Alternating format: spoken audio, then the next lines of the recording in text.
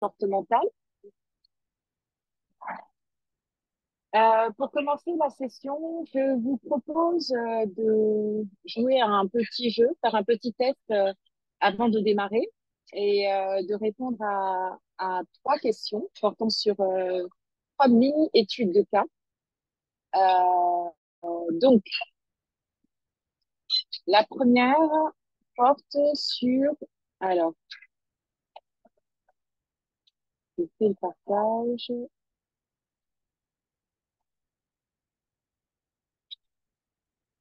Donc, voici notre première question et je vais vous demander de bien vouloir répondre par oui ou par non dans le chat.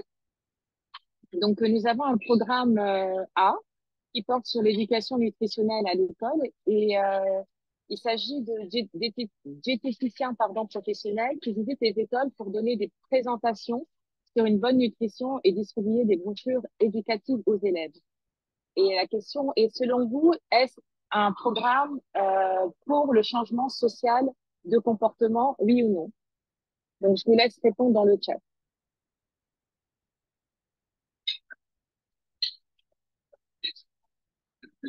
Merci, nous avons une première réponse.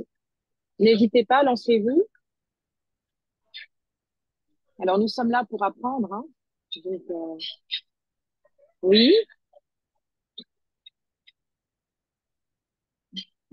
oui. Donc, pour l'instant, j'ai une majorité de oui. Encore un oui. Mhm. Allez-y, n'hésitez pas à répondre.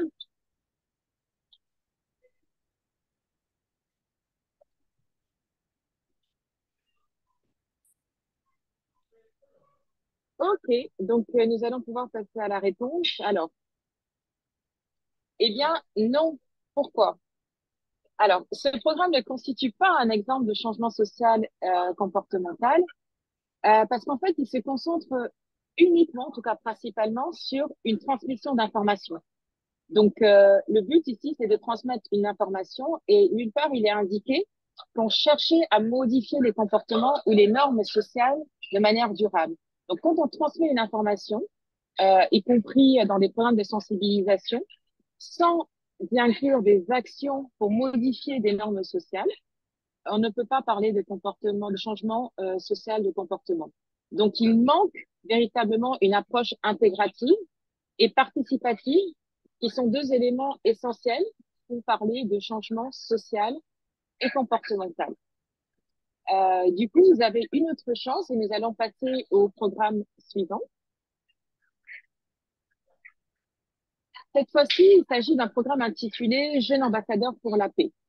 Donc, il s'agit d'un programme qui forme les jeunes à devenir des médiateurs dans leur communauté en les engageant dans des activités de résolution de conflits et en les encourageant à mener des campagnes de sensibilisation à la paix dans leurs écoles et quartiers. Alors, ce programme est-il un programme de changement social de comportement selon vous?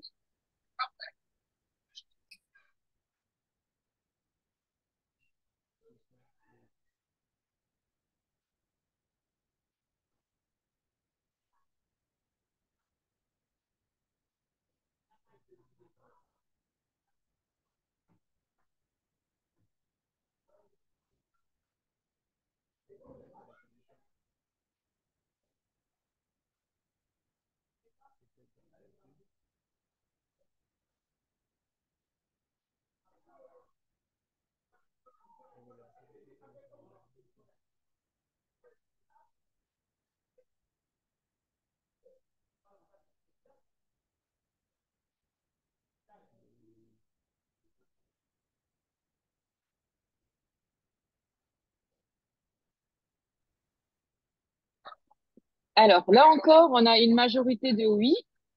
Voyons si ça fonctionne. Alors, effectivement, ce programme est un exemple de changement social et de comportement, car il engage activement les jeunes dans des rôles qui les amènent à influencer directement leur communauté. Donc là, on voit que contrairement à tout à l'heure, les jeunes sont engagés, ils influencent directement leur communauté, et de cette manière, ils arrivent à promouvoir des changements de comportement et donc à modifier des normes sociales concernant la résolution de conflits. Donc là, des termes clés et importants, c'est l'engagement des jeunes, c'est le rôle dans la communauté et c'est le changement et la modification des normes sociales. Et donc, ce sont des termes clés qu'il faut retenir, sans lesquels il est difficile de pouvoir parler de changement social et de comportement. Donc, nous allons passer au programme suivant, le dernier.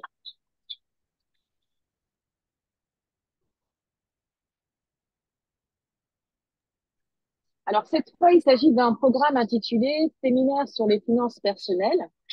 Et il s'agit ici d'experts en finance qui organisent des séminaires mensuels pour enseigner aux adultes les bases de la gestion financière personnelle, y compris l'épargne, l'investissement et la budgétisation.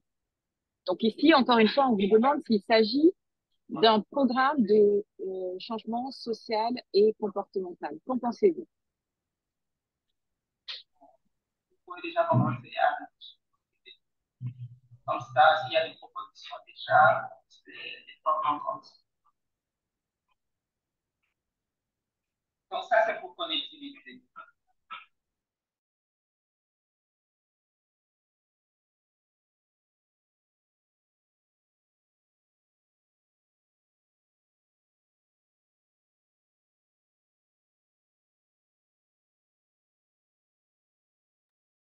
Alors, nous avons une quinzaine de participants. Je vous invite toutes et tous à participer et à essayer d'apporter votre réflexion sur le sujet.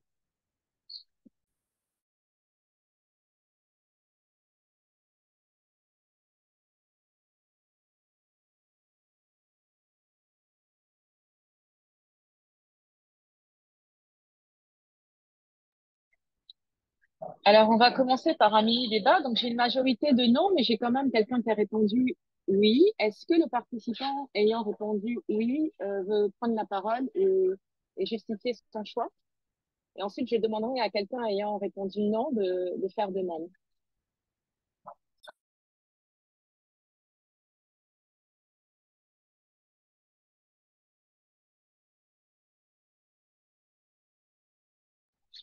Est-ce que la personne ayant répondu oui, je pense qu'il y en a qu'une seule, veut bien prendre la parole?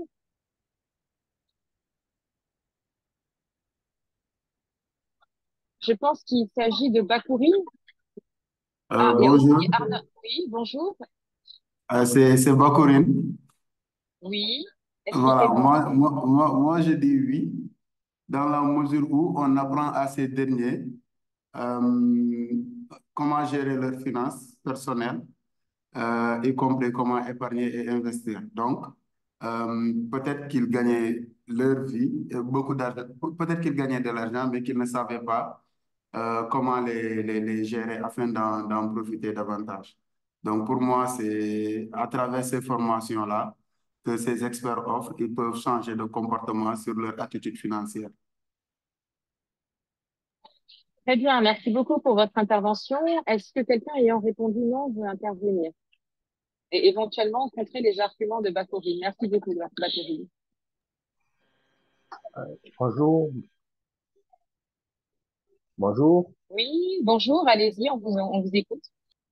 Alors, moi, j'ai dit oui dans la mesure où ce programme donne des informations, un peu comme le premier programme, à, à des populations cibles, mais ne les incite pas véritablement à, à s'engager à changer de comportement. C'est juste une transmission d'informations, un peu comme dans le programme, dans le premier programme. Merci. Merci à vous. Est-ce que succinctement, quelqu'un ayant répondu non veut intervenir?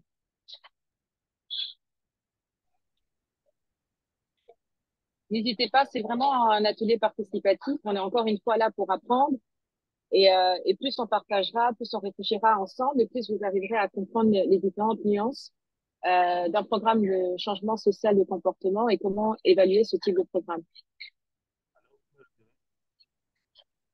N'hésitez pas, allez-y.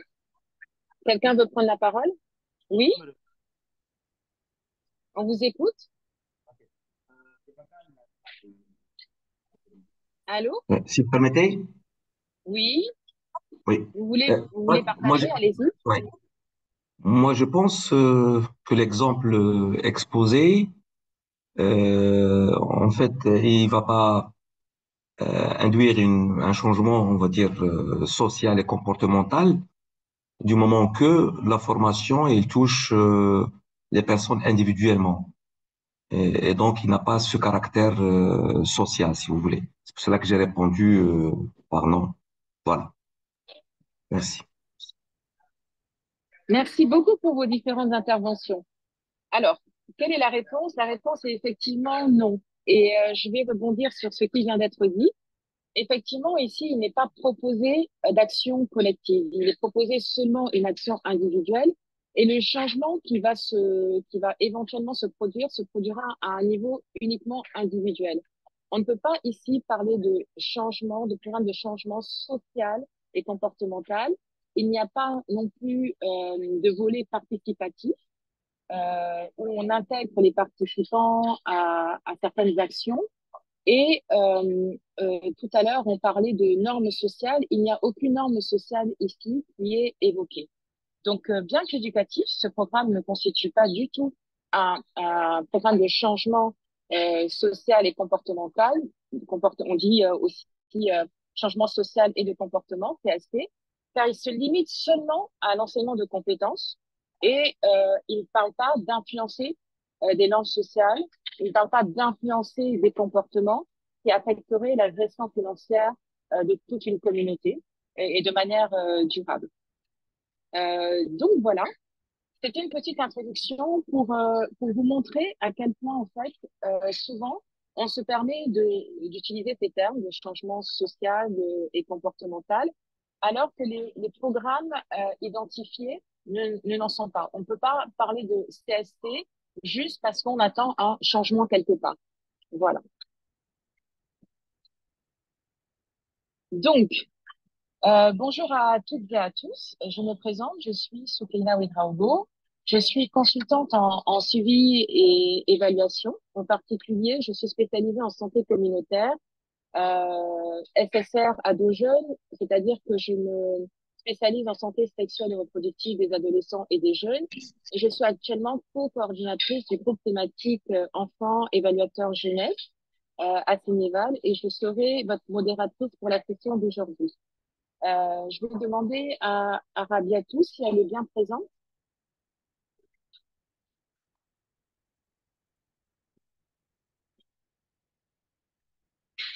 Rabiatou, est-ce que tu es là?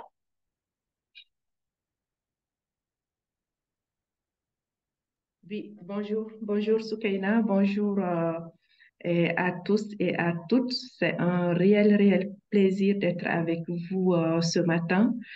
Et comme Soukaina l'a dit, c'est vraiment une session d'échange, de connaissances, d'expériences et des idées pour le futur. Donc, la participation de tous et de toutes est vivement souhaitée et encouragée.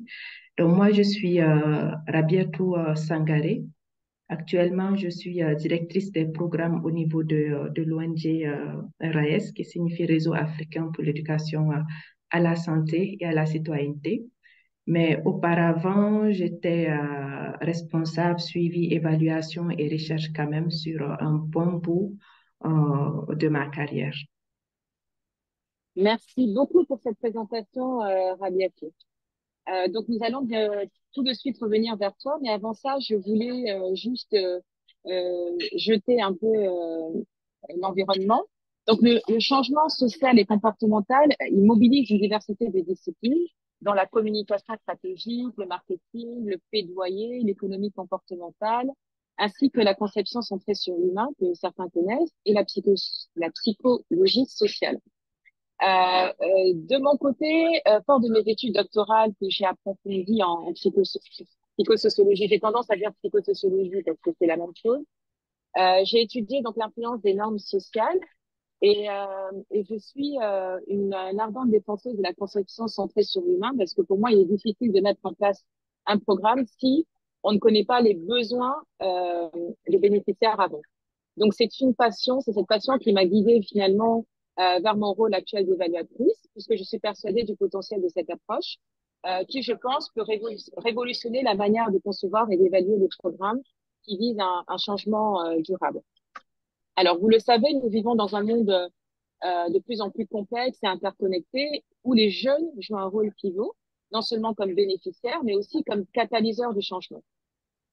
Cependant, on remarque que les interventions qui leur sont destinées ne parviennent pas toujours à démontrer leur efficacité ni leur impact réel. Et souvent, les méthodologies d'évaluation utilisées ne parviennent pas à capturer l'effectivité et les transformations profondes que ces programmes aspirent à instaurer. Donc, notre objectif aujourd'hui, c'est de plonger dans les nuances des programmes de CSC, de comportement social, de changement social de comportement, pardon, et qui visent à influencer les comportements tant individuels que collectifs. Nous aborderons donc les limites des méthodologies d'évaluation traditionnelles, qui sont souvent trop centrées sur des mesures quantitatives immédiates, au détriment de la compréhension des transformations profondes et durables. Et ensemble, nous explorerons les méthodes d'évaluation plus innovantes et adaptatives. Donc, ces méthodes aspirent à fournir une compréhension plus riche et plus précise de l'impact de ces programmes, en particulier ceux ciblant les jeunes. Elles ne se limitent pas à mesurer simplement ce qui fonctionne, mais s'efforcent de comprendre comment et pourquoi cela fonctionne, en intégrant ainsi une dimension qualitative et participative. Donc, tout à l'heure, on l'a vu dans les exemples, la dimension participative est vraiment cruciale pour appréhender les résultats à long terme et les transformations de normes sociales. Très important. Donc, sans plus tarder, je vais poser à Rabiatou la première question. Rabiatou, encore une fois, bienvenue. Nous aimerions que tu nous introduises un peu plus en détail au concept de changement social de comportement et que tu nous expliques comment il se distingue des approches classiques. Autrement dit, qu'est-ce qui justifie d'avoir recours à un programme de changement social de comportement? Merci. Merci beaucoup, Soukaina, pour cette belle introduction.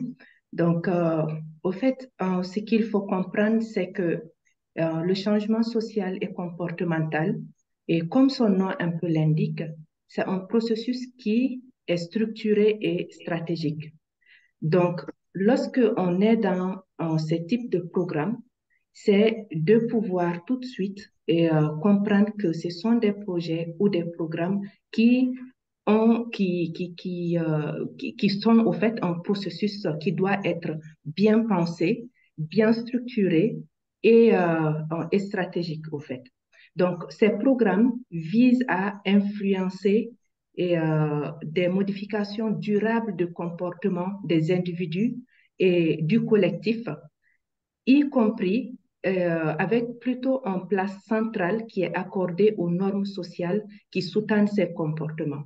Parce que dans le comportement de l'individu, quand tu prends depuis son enfance jusqu'à son adolescence, il y a des fondamentaux qui inspirent cette personne et au sein de sa communauté, auprès de sa famille, auprès de ses amis, ou encore les facteurs institutionnels qui forgent un peu le caractère, le comportement de la personne. C'est pour cela les projets de changement social et comportemental utilisent, fondent vraiment leur stratégie en utilisant les normes sociales qui sous-tendent les comportements individuels et collectifs.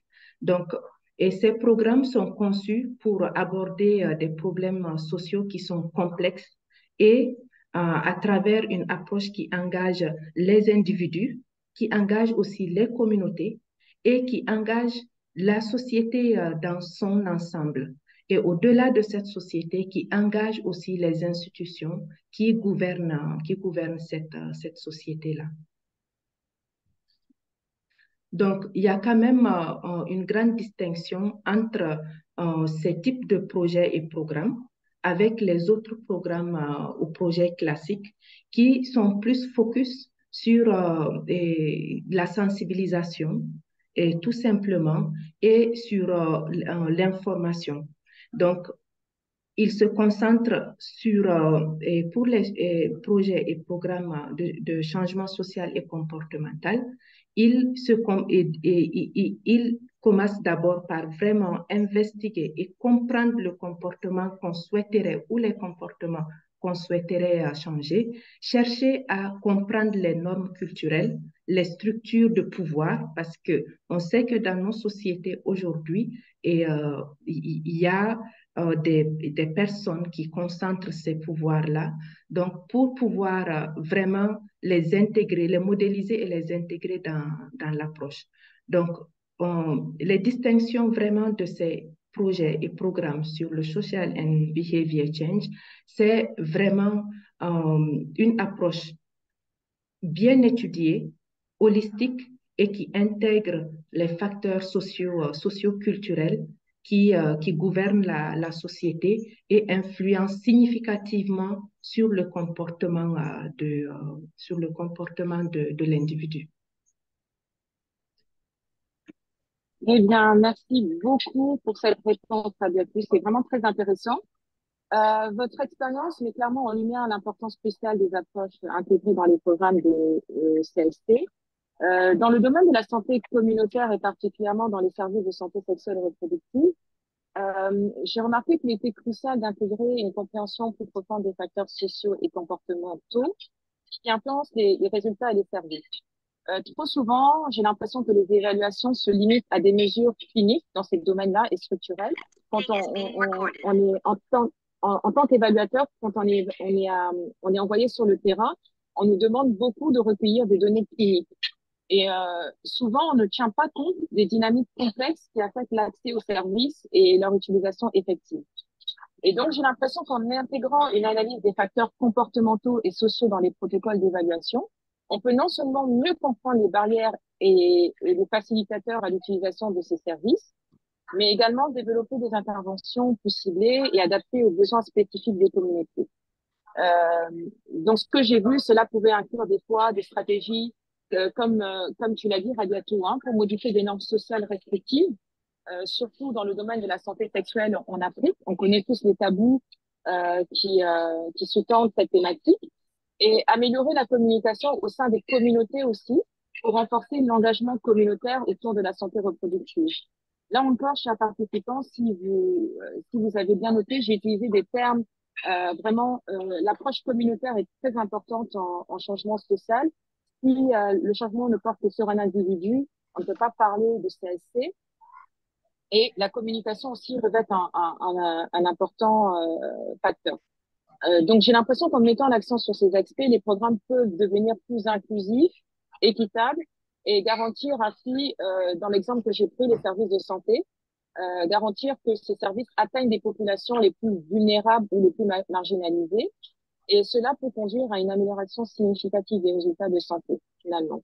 Donc, l'adoption de cette approche, tu l'as dit, holistique, nécessiterait une collaboration étroite entre les évaluateurs, les fournisseurs de services de santé et les communautés elles-mêmes. Et cela peut passer notamment par une formation accrue des prestataires, où on peut les former notamment à, à une approche un peu plus empathique et qui accueillerait un peu mieux les bénéficiaires de ce programme. Et donc, dans mes propres travaux, j'ai observé que lorsque l'approche CST est intégrée de manière transversale dans la totalité du programme, elle permet non seulement d'engager activement les jeunes, mais elle permet aussi de soutenir et de promouvoir leur autonomie. Et cela semble les rendre acteurs de leur propre engagement. Je pense notamment à votre modèle d'intervention au RAES, Radiatou, que j'ai découvert dans le cadre du projet Sensat et qui semble très prometteur pour atteindre de tels objectifs. Est-ce que tu pourrais nous en dire plus sur la structure spécifique de ce modèle et comment il est conçu pour soutenir l'engagement des jeunes et leur autonomie dans le cadre des programmes que vous gérez? Merci beaucoup, Soukaina. Et je pense que tu as vraiment bien résumé les grandes idées de cette approche-là. Et pour vraiment répondre à cette question, il faut comprendre un peu pourquoi ces programmes de social and behavior change sont justifiés. Justement, en impliquant l'ensemble des parties prenantes, et c'est ça qui augmente vraiment la pertinence et l'acceptation des initiatives de tels projets. Parce que comme on le dit, tout ce que tu fais sans nous est contre nous, en groupe. Donc, et là, il faut comprendre que ces programmes repose sur leur capacité à produire des changements significatifs et durables et qui sont nécessaires pour résoudre des problèmes de comportement persistants. Par exemple, il y a un des premiers modèles et sur le changement social et comportemental dont on va parler tout à l'heure. Et le modèle a été conçu initialement et comprendre pour comprendre au fait pour la santé des fumeurs et voir comment définir les stratégies et pouvoir prendre cela en charge. Donc, ces projets sont vraiment efficaces pour traiter et des questions telles que les questions liées à la santé publique et qui persistent vraiment, ou à la protection de l'environnement ou à l'égalité des sexes. Donc là, ce que j'aimerais, c'est vraiment vous projeter un peu et une présentation pour pouvoir rendre là beaucoup plus concret l'intervention que nous avons vis-à-vis de vis-à-vis des jeunes. Comment est-ce qu'on mobilise cette approche pour vraiment soutenir les jeunes à pouvoir accéder à des services de santé adaptés? Donc là, Soukaina, je vais juste projeter l'écran. Avec plaisir, tu as la main? D'accord. Est-ce que c'est bon pour tout le monde? Oui, c'est parfait. Merci. OK, d'accord. Au fait, le modèle d'intervention du RAES sur le changement social et comportemental, comme vous le voyez tout au début là, tous les projets démarrent par une recherche formative. La recherche formative, au fait, c'est un moment très déterminant pour ces types de projets et programmes. Tout à l'heure, on parlait de normes sociales, on parlait on peut parler de valeurs de tradition. Mais on sait que même au sein de nos propres pays, d'une ethnie à un autre, et d'un segment d'âge à un autre, et d'un sexe à l'autre, les choses changent. Donc, lorsqu'on conçoit un projet ou programme sans prendre le temps d'investiguer et de comprendre ces normes sociales, comprendre les cibles, identifier leurs besoins, cela devient un peu délicat. Ça veut dire qu'on va concevoir des interventions qu'on va déployer sur le terrain qui ne répondent pas réellement aux besoins des santé, parce qu'on peut dire l'état de santé de telle communauté elle est mauvaise et qu'on a des centres de santé et que ces personnes ne vont pas, ces jeunes ne vont pas au niveau des centres de santé. Donc, si on déploie toute une intervention sans ces jeunes-là, sans considérer les acteurs qui gravitent autour d'eux et sans comprendre les valeurs socio-culturelles, les traditions qui sous-tendent leur comportement, il est difficile au fait d'impulser ce changement et de comportement que nous visons auprès de ces jeunes. Donc, au niveau du RAES, c'est vraiment tous les projets démarrent par une recherche formative. Donc, cette recherche formative analyse en profondeur les besoins. Mais au lieu de se limiter à ça, il y a une dimension jeune, tranche d'âge, sexe qui intervient parce que les besoins des 10-14 ans ou des 18-24 ans, ça peut être différent et de d'autres segments et tranches d'âge. Donc, il est important dans ces projets-là de mener cette recherche formative, de comprendre les besoins, de comprendre qui influence qui, parce qu'on sait tout à l'heure, je vais vous présenter rapidement des résultats d'une recherche formative qu'on a menée et qui influence quel type de cible et pouvoir les mobiliser plus tard. Donc, au niveau du RAE, c'est vraiment l'étape clé, c'est la recherche formative. Basé sur ça, où on identifie les besoins, les acteurs, les facteurs socio-culturels, tout ce qui est normes et autres, on conçoit une stratégie. Et cette stratégie, elle tient en compte plusieurs aspects. C'est-à-dire, il faut aussi tenir en compte les différents canaux de communication. Donc, c'est pour cela, l'intervention a un volet média où on travaille beaucoup avec les télés et les radios pour pouvoir passer l'information. Et tout ça, c'est durant la recherche formative peut s'identifier. On peut par exemple dire, bon, les jeunes qui sont à Dakar regardent plus la télévision, ont accès à, à, à Facebook ou TikTok ou Instagram. Donc, en fonction des résultats, on design les messages et on les spécifie par canal de communication.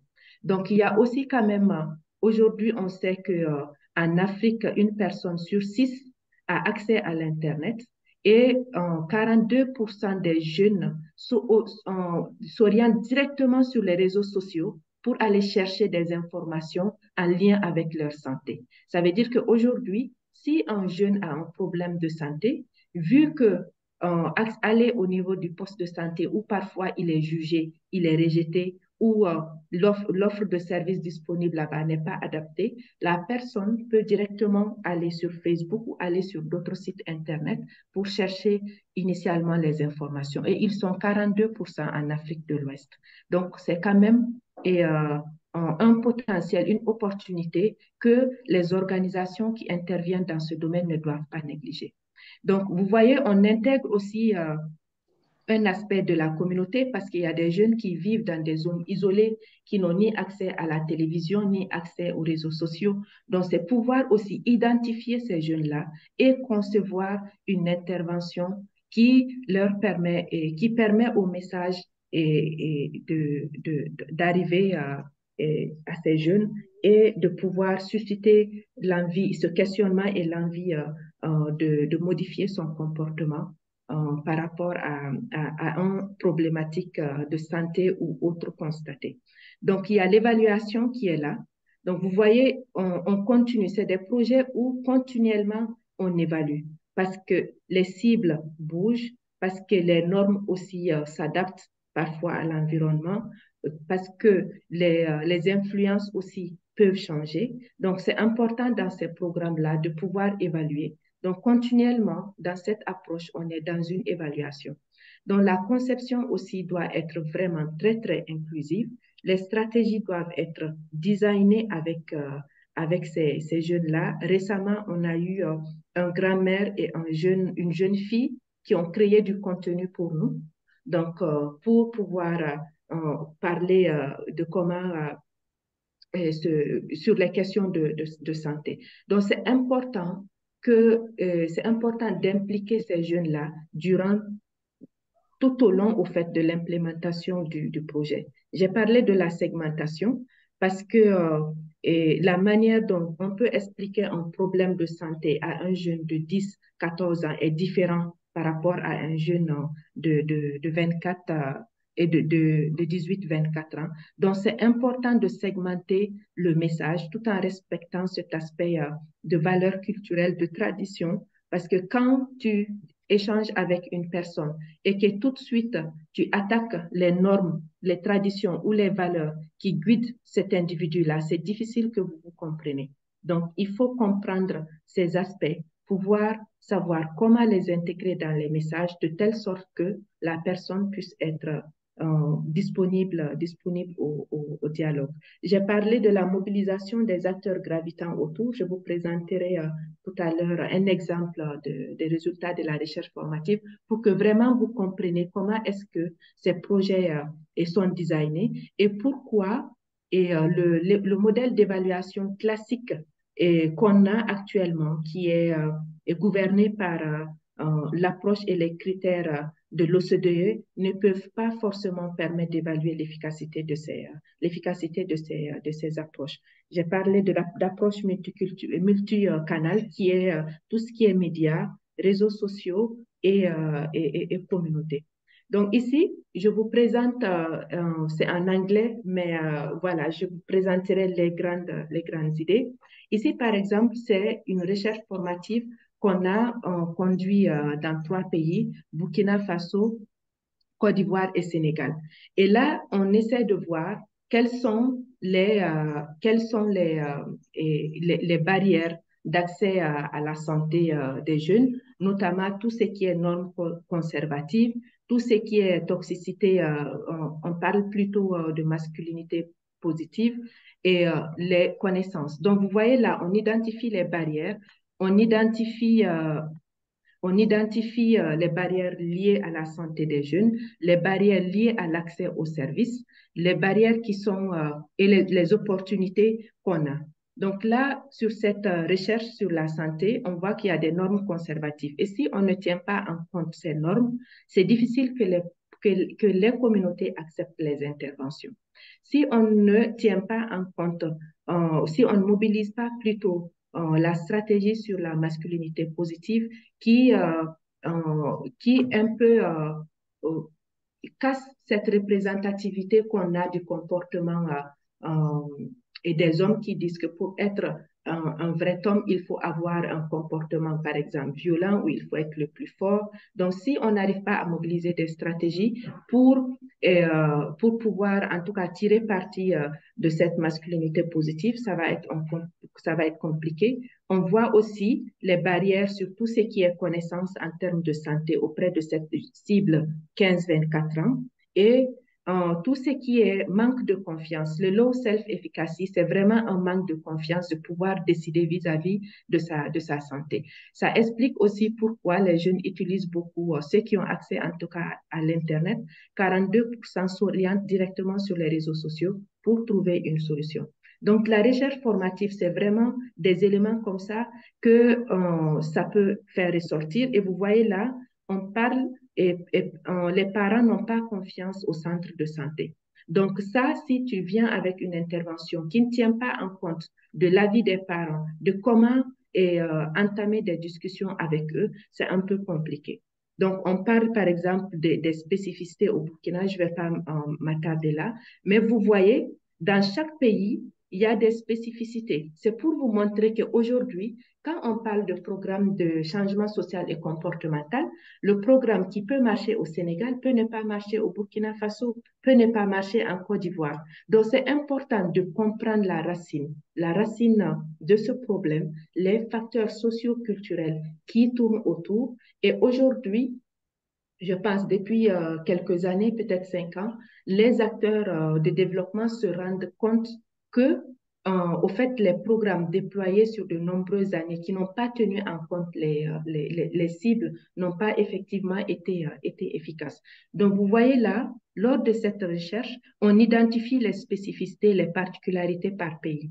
Vous voyez là, au Sénégal, on montre l'importance et que la population, même les jeunes, accordent aux leaders religieux et aux leaders religieux et aussi la confiance que les parents ont vis-à-vis de ces leaders religieux-là. En Côte d'Ivoire, on voit l'importance que la mère joue Rabiatou, dans la société. excuse-moi, juste pour que... Rabiatou, tu m'entends? Oui, je t'entends, Soukaina. Tu m'entends? Oui, oui, on doit s'arrêter là pour cette question parce que, en fait, le temps passe et il n'y en a plus que 10 minutes D'accord. avant de clôturer le webinaire. Alors, on a vu, hein, c'est très riche et ce n'est pas en 1 heure, voire 45 minutes qu'on peut résumer tout ceci. Je voulais juste rebondir sur cette histoire de communauté, et de leaders religieux. Effectivement, moi-même dans mes évaluations en santé sexuelle et reproductive, il est incontournable quand on va évaluer un programme communautaire, il est incontournable de passer par ces leaders religieux, d'avoir leurs avis, parce qu'on sait que pour procéder à un changement social de comportement qui toucherait la totalité de la communauté, il faut que ça passe par eux. Ils peuvent être des vecteurs.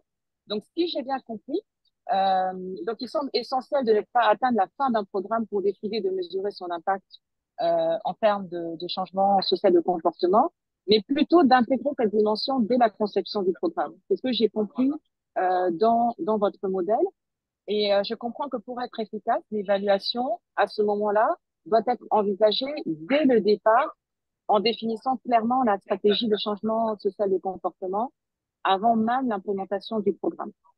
Du coup, je vais poursuivre en parlant de cette approche qui semble intrinsèquement liée à une théorie de changement bien définie.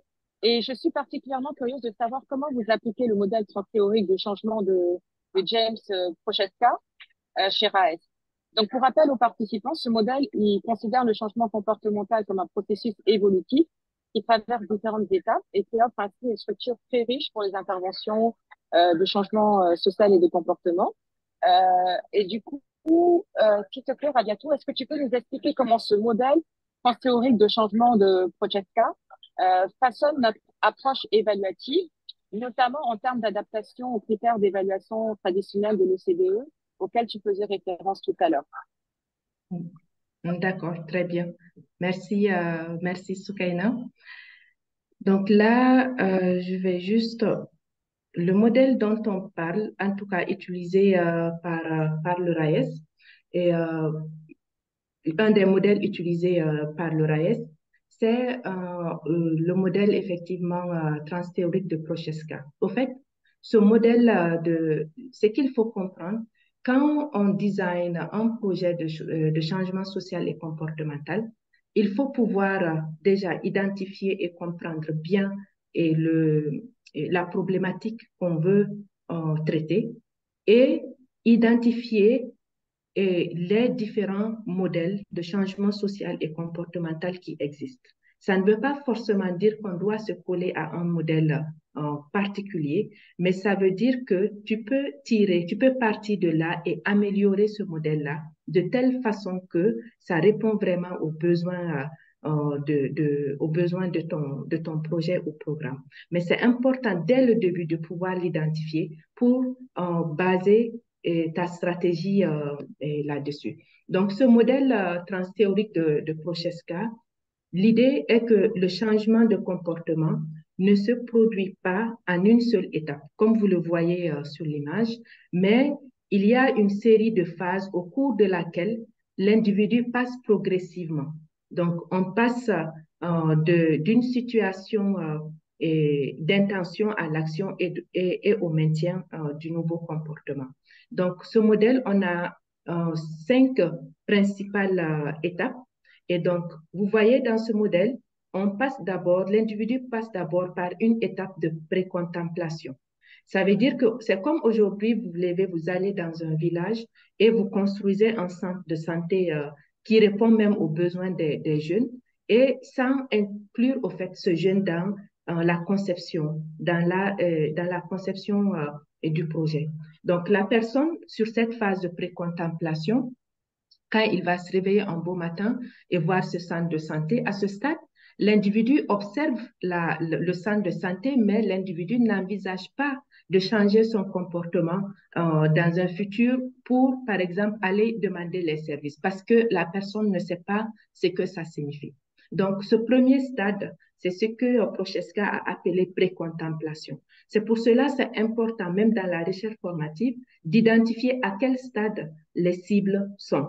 Parce qu'en fonction de cela, tu vas concentrer ton effort sur une étape particulière. Ensuite, on a l'étape de contemplation.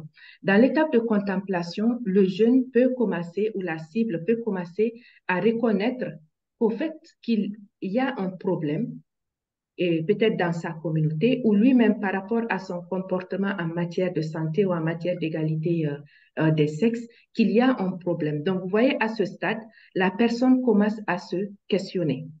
Donc, c'est pour cela, dans ce type d'intervention, il faut, à un moment donné dans l'intervention, susciter l'intérêt de la personne, de telle sorte que la personne arrive à ce stade de contemplation où il se pose en question et où il se pose des questions et commence peut-être à remettre un peu en question son comportement ou le comportement de la société. Donc, ensuite, la personne, vous voyez que le designing des stratégies doit pouvoir pousser la personne de passer d'une étape à une autre. Donc là, on voit en troisième étape où on parle de préparation. Donc, préparation, c'est un individu après l'étape de contemplation qui se pose des questions, qui se rapproche peut-être des acteurs et qui pose des questions pour comprendre. Et l'individu est en ce moment prêt à comprendre les mesures immédiates qu'il doit adopter pour pouvoir changer ou améliorer son comportement. Donc ça, l'individu commence à faire le pas. C'est comme quand tu commences une causerie éducative avec des jeunes sur des sujets peut-être qui ne les mettent pas à l'aise, au départ, peut-être forcément, personne ne va intervenir dans la salle. Mais au fur et à mesure, tu verras des gens, ah, moi, je veux comprendre plus. Vous avez parlé de tel sujet, j'aimerais comprendre plus. Donc là, ça donne un peu une indication que la personne est à ce stade-là. Et on passe à un stade 4 qui est l'action. Donc, à ce stade-là, l'individu commence à modifier son comportement, ses expériences et même voir comment pouvoir agir aussi sur son environnement pour surmonter son problème. Donc, en général, à ce stade-là, l'action est visible et reconnaissable. Et un dernière étape dans ces 5 étapes clés qui est le maintien. Ça veut dire qu'un comportement, on change du jour au lendemain, mais dans le long terme, c'est difficile de pouvoir maintenir ce comportement-là. Donc, dans le long terme, l'idée est que la personne travaille pour ne pas rechuter et que derrière, ces acteurs-là doivent être là pour le soutenir, de telle sorte qu'ils puissent maintenir ce comportement et l'adopter définitivement. Merci beaucoup, Rabiatou. C'était très complet. Et du coup, puisqu'on est sur un séminaire sur l'évaluation, comment ces étapes influent sur la manière dont on évalue le projet? C'est-à-dire pourquoi, du coup, les simples critères d'évaluation de l'OCDE ne suffisent pas à mesurer ou à évaluer à chacune de ces étapes? Merci beaucoup, Soukaina. Pour aller vraiment vite, aujourd'hui, au fait, vous voyez là que le changement social et comportemental, c'est un processus. Donc, ça veut dire que à chaque étape, il faut qu'on définisse bien un cadre évaluatif clair qui tient en compte les critères dont je vous parlais à chaque étape. À chaque étape, OK, préparation, la personne se pose des questions. Donc, il faut qu'on ait des indicateurs qui puissent capter ces types de questionnement de l'individu ou de la société ou du groupe cible en question. Donc, le souci avec les critères de l'OCDE actuel, c'est qu'on a des critères évaluatifs qui ne sont pas, au fait, designés de telle sorte qu'ils prennent en compte ce processus-là. Donc, on peut parler d'efficacité. L'efficacité va être un ensemble de critères à évaluer, mais sans tenir en compte ce processus de changement social et comportemental de l'individu. Ça, c'est vraiment un des limites très, très importants dans le cadre évaluatif de l'OCDE actuel. Et l'autre chose, cette évaluation au niveau des projets et programmes de santé implique la cible même dans l'évaluation. Donc, alors que la cible devient un acteur au fait dans l'évaluation. Ça veut dire que la personne participe aussi au renseignement des indicateurs, puisque dans notre cas, ce sont des jeunes qu'on forme au sein des communautés et qui nous remontent les données, on les appelle des jeunes leaders, donc on les implique dans le processus de suivi-évaluation du projet. Et ça facilite beaucoup parce que ce sont des gens qui peuvent identifier les signaux de changement au sein des autres pairs jeunes et pouvoir le reporter. Donc ça, c'est important. Mais la grosse limite de ce cadre actuellement de l'OCDE, c'est le fait que les critères d'évaluation ne tiennent pas en compte ce processus de changement social et comportemental. Ici, je vous ai projeté un exemple pour que vous voyez un peu. Ça, c'est un exemple sur le volet digital du programme C'est la vie au AS. Vous voyez là, c'est des indicateurs qu'on a segmentés. C'est comme un chemin, au fait. Dans un premier temps, on va observer des expositions de la cible par rapport aux interventions du projet. Et on passe aussi à des indicateurs sur la connaissance et la perception qui nous permet de classifier au fait et de savoir à quel niveau la cible est. Ensuite, on a des indicateurs sur l'intention. La personne peut avoir l'intention de changer sans changer en réalité. Et enfin, on a des indicateurs, des signaux qui nous montrent qu'il y a eu effectivement le changement souhaité. Donc, pour vous dire, tout ça, c'est vraiment un processus et ce processus peut être long du fait que on s'attaque parfois, pas s'attaquer, on tire parti, je dirais, des normes sociales, de la culture, des traditions, de nos valeurs pour pouvoir designer des interventions qui vont être inclusives et qui vont vraiment créer la participation de toutes les communautés. Donc, vous voyez que dans le cadre évaluatif de l'OCDE actuellement, ce cheminement dans les indicateurs n'est pas respecté. C'est des indicateurs globaux qu'on définit et qui ne tiennent pas en compte de ce processus de changement. Merci beaucoup, Rabiatou. Donc, si j'ai bien compris, pour résumer, évaluation et design et conception de programme vont ensemble. Et en fait, il faut, dès le départ, dès la conception du programme de changement social et de comportement, décider des indicateurs et du type d'évaluation qu'on va mener, puisque de toute façon, la conception du programme est sous-tendue par une théorie qui elle-même comporte ses propres indicateurs. Donc, en fait, l'évaluation n'arrive pas a posteriori. Si on a à ce point détaillé les étapes et le modèle de ce type de programme, c'est parce que l'évaluation est présente du début à la fin et on ne peut pas arriver à la fin d'un programme et décider de mesurer le changement social de comportement.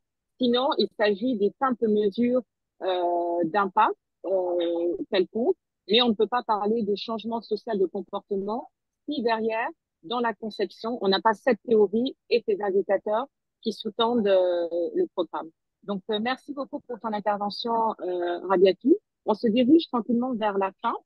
Et donc, je vais à nouveau projeter mon écran et vous proposer à nouveau 3 études de cas sur lesquelles j'aimerais que vous réfléchissiez pour voir si finalement le webinaire a fait son effet et si aujourd'hui vous arrivez à distinguer les programmes réels de changements sociaux comportementaux des autres.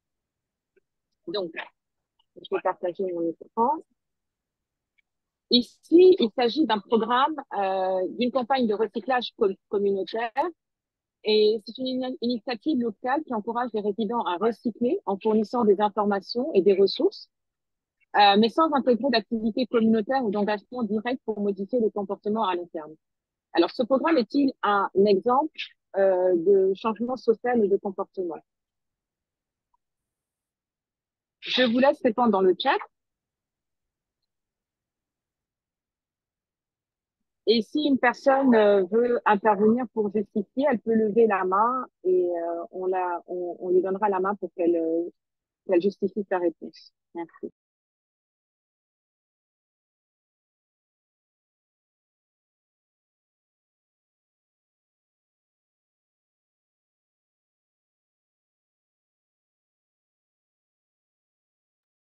Alors, est-ce que quelqu'un veut expliquer et justifier sa réponse?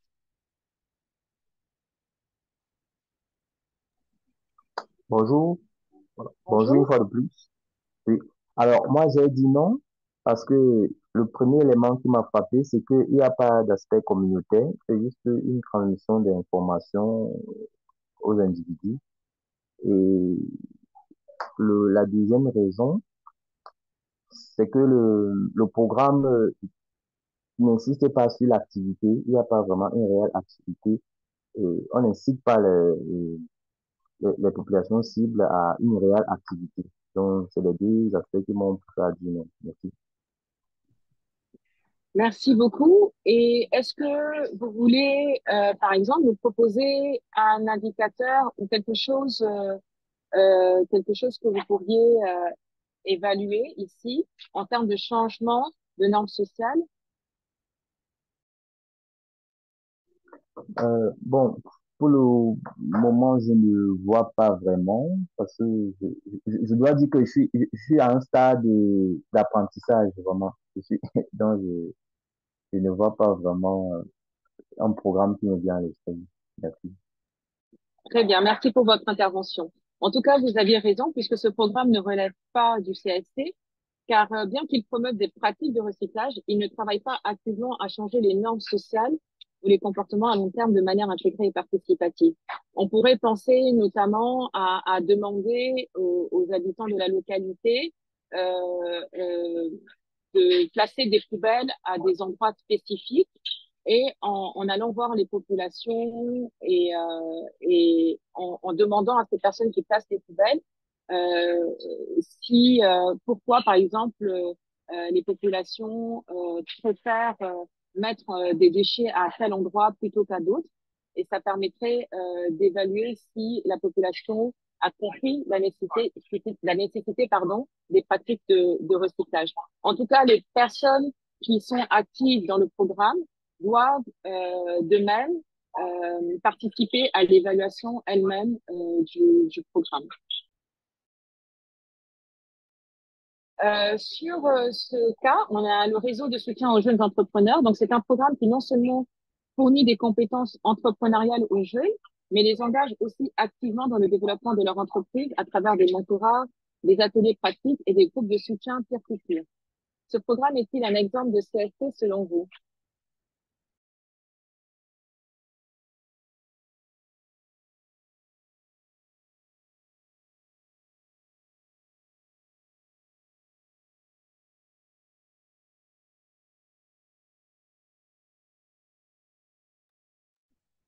Je vous invite à répondre dans le chat. Restez actifs, on a bientôt terminé. Oui, effectivement, ce programme est un exemple de CSC car il implique une stratégie holistique qui non seulement enseigne des compétences, mais engage aussi les jeunes dans des activités de mentorat et de soutien par les pairs, facilitant ainsi un changement durable des comportements et des pratiques entrepreneuriales. Voici le dernier cas. Donc, restez avec nous. On vous propose juste après ce cas-là une session de questions-réponses. Donc, ici, sur ce dernier cas, il s'agit du cas des villes saines, un projet qui vise à promouvoir des modes de vie plus sains en modifiant l'environnement urbain pour faciliter l'accès aux parcs, aux centres de fitness publics et au marché de produits frais, accompagné de campagnes d'éducation publique. Donc là, c'est un peu plus complexe. Est-ce qu'il s'agit d'un programme CSC?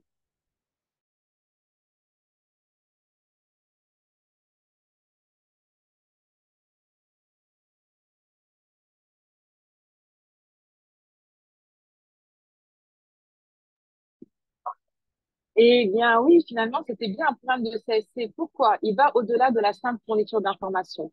En fait, c'est qu'il faut distinguer des autres programmes. On peut pas avoir un programme de sensibilisation et de simple information et parler de programme de changement social. Puisqu'ici, on modifie activement l'environnement urbain et on encourage un changement de comportement durable à travers des interventions physiques et des campagnes éducatives dans lesquelles on fait participer les bénéficiaires. À ce moment-là, on peut espérer un changement social de comportement et on peut utiliser les outils évaluatifs qui se rattachent à une théorie particulière qu'on aura utilisée dans la mise en place de ce programme. Voilà. Donc, merci à vous pour votre participation. On ouvre le chat et le micro pour les personnes souhaitant poser des questions, en particulier à Rabiatou qui nous fait l'honneur d'être notre invité aujourd'hui.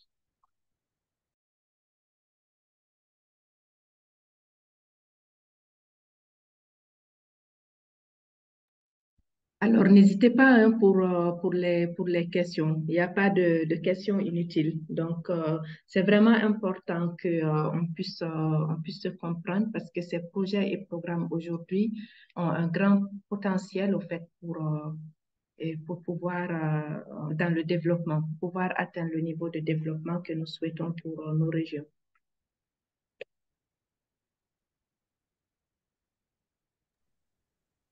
Bonjour. Bonjour, Mme Bonjour, je suis Soukaina Baye, oui, Baye bonjour. de Population Council. Merci beaucoup pour les présentations, même si je n'ai pas tout suivi. Il y a une question qui m'a interpellée sur la segmentation. Comment est-ce que vous y prenez pour évaluer le programme en tenant compte de la segmentation si dans la mise en œuvre, euh, l'information n'a pas été segmentée? Comment est-ce que l'évaluation s'accommode à ça?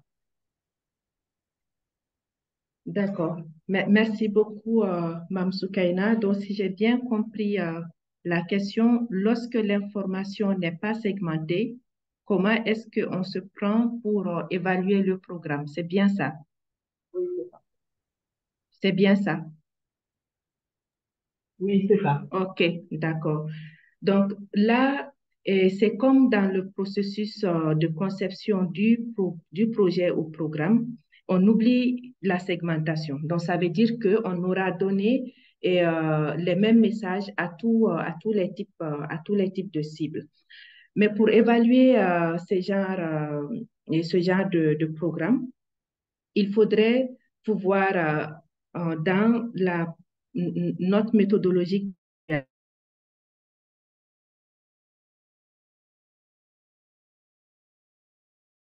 même si l'information n'est pas segmentée, il faudrait segmenter, l'information n'est pas segmentée, il faudrait segmenter les indicateurs en disant que sur cette population de 15 à 24 ans, qu'est-ce qu'on attend?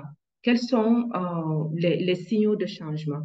Et on arrive à définir des indicateurs sur l'amélioration des connaissances et de la perception, parce que le changement part de là d'abord, et ensuite définir des indicateurs qui vont être liés à l'intention de changer. Et enfin, définir des indicateurs sur le changement de comportement. Donc, quand tu définis ces indicateurs-là, bien sûr, tu vas aussi travailler tes outils de collecte de données de telle sorte que quand tu t'adresses à ces cibles, que les questions soient adaptées et que tu puisses vraiment ressortir ce qu'ils ont retenu en termes de connaissances et est-ce que la perception a changé sur la problématique en question avant de passer à l'intention de changer et essayer d'identifier des signaux de changement. Mais c'est quelque chose, en tout cas, qui est, et qu'il faut penser dès la conception du projet, parce que l'équipe programme, les experts en changement social et comportemental et l'équipe suivi-évaluation travaillent en étroite collaboration pour pouvoir définir la théorie de changement. Et c'est après la théorie de changement qu'on tient en compte, qu'on amène un peu l'aspect du cadre, qu'on spécifie le cadre d'évaluation.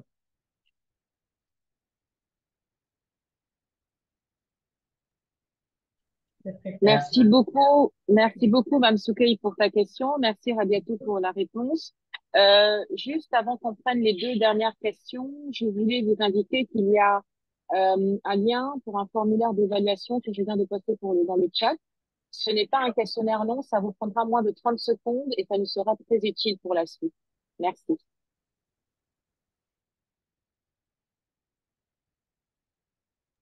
Donc, je donne la parole à Arnold. OK.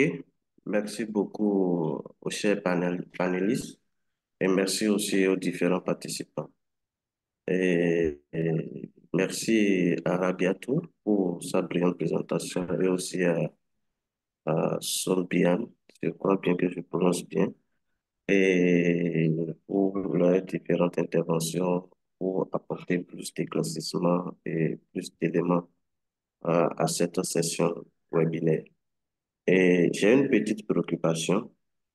Et au cours d'une évaluation, par exemple, et d'un, euh, ou bien d'une activité ou bien d'un projet sur CCSC, changement social de comportement, et les effets inattendus qu'on perçoit en termes d'évaluation, au cours d'une évaluation, comment est-ce que il faudra les prendre en compte pour, pour améliorer beaucoup plus nos interventions? Puisque l'activité projette un changement de comportement, vise un changement de comportement spécifique, par exemple, à l'alimentation, spécifique, par exemple, à la santé sexuelle reproductive. Maintenant, au cours de l'évaluation, puisque nous avons appris que il faut quitter les critères d'évaluation traditionnels et beaucoup plus adapter, c'est-à-dire adopter les méthodes d'évaluation plus flexibles et mixtes dans le cas des projets de changement social de comportement. Maintenant, les effets inattendus qu'on observe, c'est-à-dire les réticences de la population pour adopter tel ou tel comportement, comment est-ce qu'il faut les prendre en compte, d'accord, pour pouvoir améliorer nos interventions pour qu'il y ait plus d'adhésion de la population, puisque le changement de comportement, vous avez bien expliqué, il y a des étapes qu'il faut suivre. Il y a les 5 étapes que vous venez de présenter, la contemplation, la préparation, ainsi de suite, ainsi de suite. Mais on voit qu'à un niveau, au niveau de 3 étapes, il y a un blocage et que c'est à ce niveau-là qu'il faut vraiment accentuer les activités de sensibilisation, il faut creuser les activités de causerie éducative et de dialogue communautaire. Donc, je voudrais savoir les effets inattendus. Comment est-ce qu'il faut les prendre en compte et mieux les traiter pour que plus tard, qu'on n'observe plus ces effets inattendus et qu'on puisse les prendre en compte. Merci beaucoup. D'accord.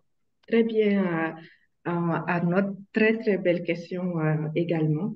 Et quand les effets, les projets de changement social et comportement, c'est pour cela, au fait, leur conception est tout aussi importante que les résultats attendus. Donc, il faut passer autant de temps nécessaire à leur conception qu'à la mise en œuvre et puis à tout ce à l'importance qu'on accorde aux résultats. Donc, la première action d'abord, c'est de pouvoir préidentifier ces effets inattendus dès la phase de conception du projet. Et ça, on peut le faire à travers les recherches formatives approfondies. Ça veut dire, c'est de voir comment est-ce que cette communauté a réagi à d'autres interventions.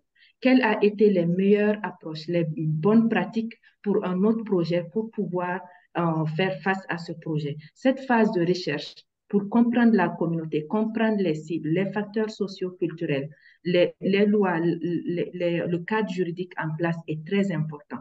Ça, c'est un. Deuxième chose qu'on peut faire, ce sont des projets, comme je disais, l'évaluation est itérative. Il faut à chaque moment, par exemple, quand on conçoit ne serait-ce que les messages et on les segmente, il faut les tester. Il faut prévoir une phase de test, c'est-à-dire une pilote, voir comment est-ce que les personnes réagissent à ça. Je vous prends un exemple et je suis contente de voir d'ailleurs que notre responsable digital est avec nous. Et on prend l'exemple, nous, on avait pris un acteur, une jeune fille qui allait en tout cas communiquer avec ses autres pairs jeunes sur Facebook. Donc, cette jeune fille, elle est très bien, elle est connue, c'est une influenceuse, elle est très appréciée. Et elle devait parler des grossesses précoces. Et quand elle a commencé à parler, il se trouve qu'elle, elle a eu un bébé à l'âge de 15 ou 16 ans. Et automatiquement, la cible jeune s'est mise à lui dire, mais non, pourquoi tu viens nous donner des leçons alors que toi-même, tu n'as pas eu ce comportement-là? Donc, préidentifier ces effets-là, même si peut-être ça ne va pas être exhaustif au départ, est très important dans les recherches, ne serait-ce qu'une petite recherche. Deuxièmement, pouvoir suivre les données, les collecter, les analyser et adapter l'intervention tout au long, c'est important parce que tu peux tirer parti des effets positifs et tu peux mettre des actions correctives pour prendre en charge les effets négatifs. Et enfin, il y a des choses, la troisième action, Arnaud, c'est d'être dans une posture d'écoute active, d'échange avec la communauté en question. Il y a même si par exemple tu es un partenaire, une ONG, une entreprise et que c'est un bailleur qui commandite, à un moment donné, il faut comprendre les besoins de ces populations et remonter aussi au commanditaire pour lui dire ça, on peut le faire et ça, on ne peut pas le faire. C'est pour cela ces projets et programmes ne sont pas statiques. On a eu un projet en Côte d'Ivoire, en pleine activité, il y a un pasteur qui a débarqué et qui nous dit, on l'avait invité à participer à l'atelier, qui nous a dit, non, je viens juste vous dire que vous êtes en train de pervertir nos jeunes parce que vous leur donnez des informations et comment se protéger, qui ils doivent appeler en cas d'infection sexuellement transmissible ou autre chose. Mais ce pasteur-là, enfin, lorsqu'on a évalué le projet, il a été D'ailleurs, il s'est beaucoup engagé parce qu'on lui a dit ce jour, viens juste participer à l'atelier, on va parler du projet ensemble, des objectifs, et on va concevoir cela ensemble. Donc, on a travaillé avec ce pasteur et plus tard, il nous invite dans son église. Il nous dit, non, j'aimerais que vous veniez aussi discuter avec les jeunes de mon église. Et ce pasteur, il a dit qu'au fait, les termes et tout m'ont trompé, mais j'ai compris maintenant que derrière tout ce que vous faites, c'est pour que les jeunes puissent se protéger. Parce que en Côte d'Ivoire, on a environ 5000 jeunes filles qui abandonnent l'école pendant l'année à cause des grossesses précoces. Donc, la troisième posture, c'est vraiment rester dans une posture d'écoute proactive des besoins des jeunes et d'adapter les stratégies. Comme je disais tout à l'heure, une stratégie au Sénégal peut ne pas marcher en Côte d'Ivoire, ou quand tu l'appliques, tu écoutes la cible, tu l'adaptes et tu l'impliques dans la prise de décision, tu l'impliques dans la conception. Donc, par ces trois actions-là, c'est des choses qui peuvent vraiment t'aider à considérer ces effets.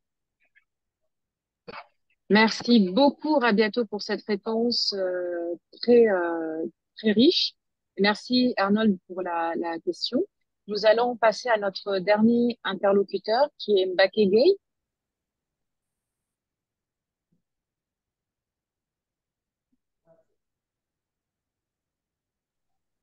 Bonjour. Bonjour, Monsieur Gueye. Merci beaucoup de m'avoir permis d'intervenir. En fait, bon, moi, j'ai pas de chance parce que j'ai un problème technique voilà, pour me connecter à temps. C'est pourquoi j'ai pas suivi le début de la présentation, mais bon, j'ai trouvé très intéressant ce que voilà, ce que j'ai pu retracer. En fait, bon, j'aimerais savoir, parce que moi, j'ai connaissance d'une certaine théorie de changement social de Olivier de Sardan. Est-ce qu'il y a une différence entre cette théorie et... Bon, si vous en avez connaissance de la théorie d'Olivier Sardan, est-ce qu'il y a une différence entre la théorie de Proteska et celle d'Olivier Sardan? En plus, qu'est-ce qui peut permettre? Bon, d'après votre présentation, on a su que c'est l'approche holistique qui encourage mieux à la réussite ou bien qui permet mieux à atteindre les objectifs fixés dans un programme de changement de comportement. Avez-vous des techniques à nous proposer voilà, pour mettre en œuvre pour mettre en œuvre voilà, cet objectif d'approche holistique, quoi, de participatif, c'est-à-dire. Avez-vous des techniques que vous pouvez nous proposer pour permettre aux participants, aux parties prenantes d'un projet de pouvoir s'impliquer davantage? D'accord, très bien. Merci beaucoup, Mbaké. Et peut-être que si le nom ne me dit pas, ne me dit vraiment pas grand-chose, mais il faut savoir, oui, il faut savoir que la théorie, le modèle de Prochaska a été plusieurs fois adapté par d'autres acteurs. Mais si j'ai plus d'informations sur ça, peut-être je pourrais vous répondre. Mais juste vous rassurer en tout cas que ce modèle de Prochaska a été repris, ça date de 1970 autour, donc ça a été beaucoup repris plus tard par d'autres acteurs. Sur les techniques de comment impliquer les parties prenantes, nous, on vient de sortir d'une campagne digitale qui a fortement amélioré la connaissance des jeunes, surtout les jeunes, surtout les hommes. Et ça, c'était un résultat qu'on n'a pas eu, par exemple, sur une phase 1 du programme et que les partenaires peinent à obtenir. Donc, moi, je pense que si j'ai trois éléments à vous partager aujourd'hui, j'insiste encore sur une phase de recherche. Aujourd'hui, même si vous n'avez pas un budget pour engager un consultant ou vous n'avez pas assez de staff interne pour implémenter une recherche, vous pouvez faire une revue de la littérature et pouvoir savoir, je veux parler de tel problème ou je veux utiliser telle approche. Qu'est-ce que les autres ont fait? Qu'est-ce qui a marché et qu'est-ce qui n'a pas marché? Quelle approche marche sur quelle cible? Donc ça, c'est une étape primordiale. Faites-le, designez quelque chose, la stratégie, et sachez que vous ne pouvez pas donner tout à tout le monde. Donc, il faut savoir la spécificité de chaque cible qui influence. Je le disais tout à l'heure, aujourd'hui, si on veut passer par des messages de sensibilisation au Sénégal qui n'intègrent pas les leaders religieux sur des problématiques de santé, ça risque d'être un problème. Au Burkina Faso, si on n'intègre pas les pères, ça risque d'être un problème.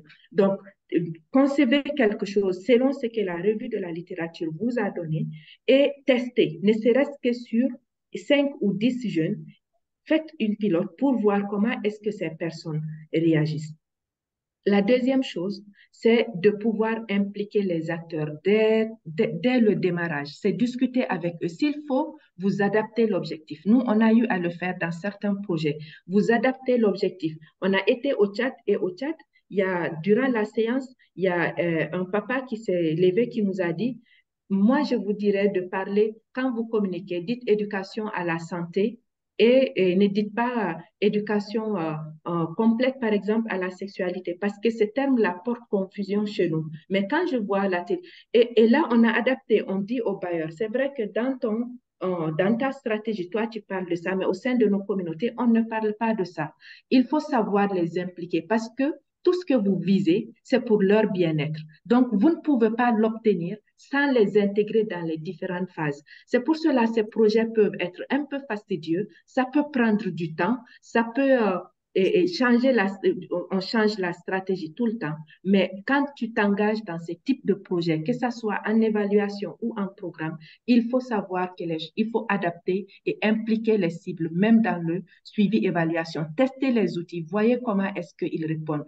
Il y a un des outils récemment, quand on a testé, les garçons disent qu'au fait, on a l'impression que vos outils de collecte de données s'adressent qu'aux filles. Et quand on a revu les questions, on s'est rendu compte que c'est le cas.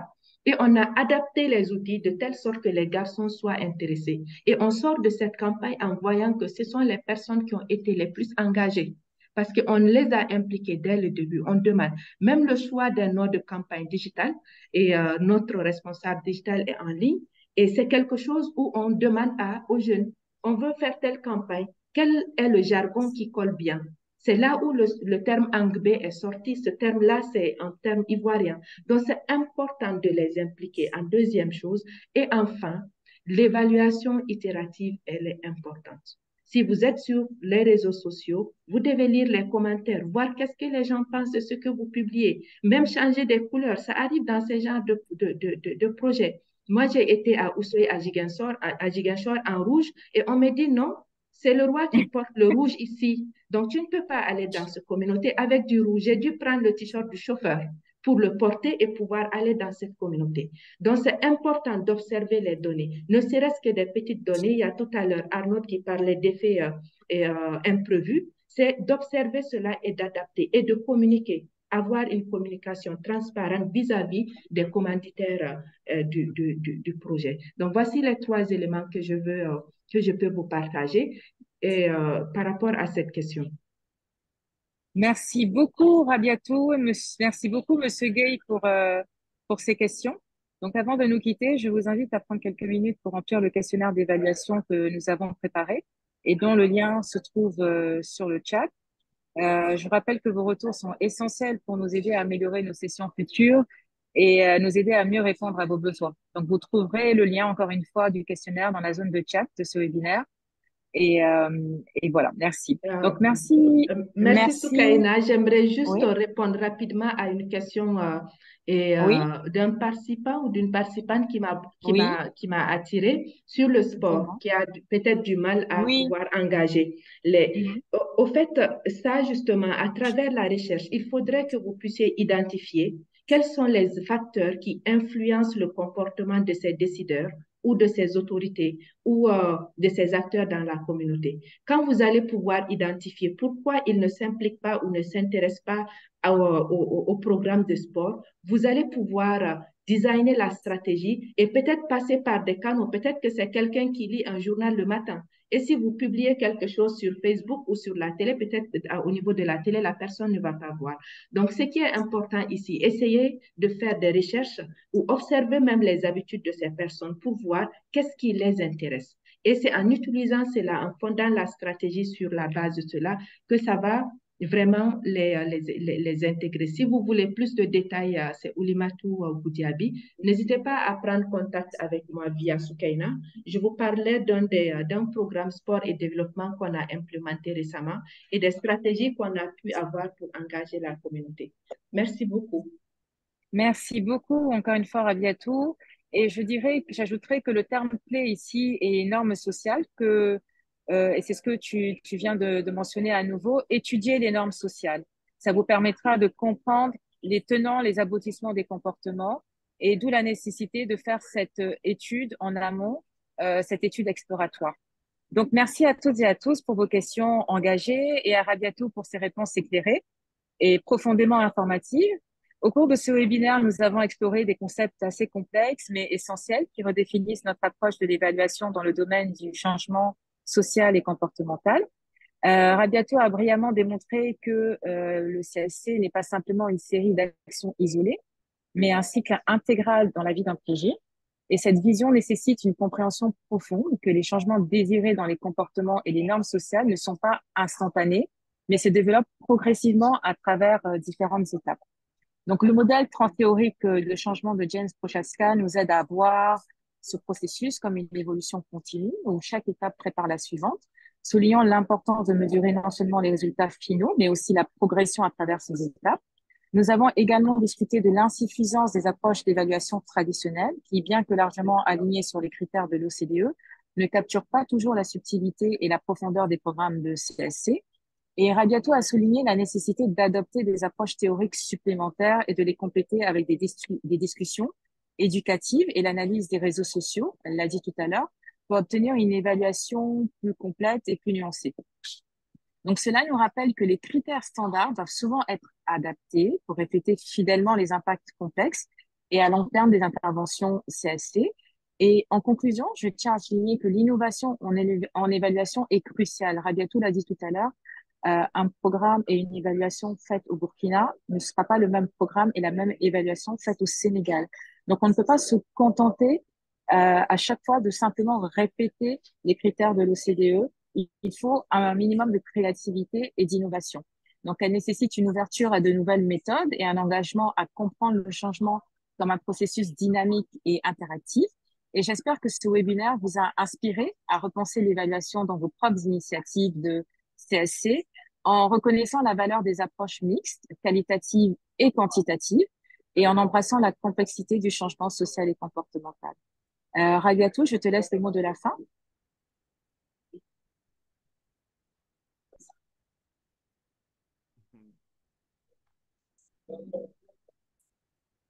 Rabiatou, je ne sais pas si ton micro est fermé.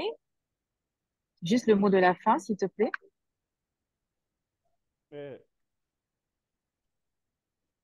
Ah, Rabiatou, je ne sais pas si tu es déconnecté.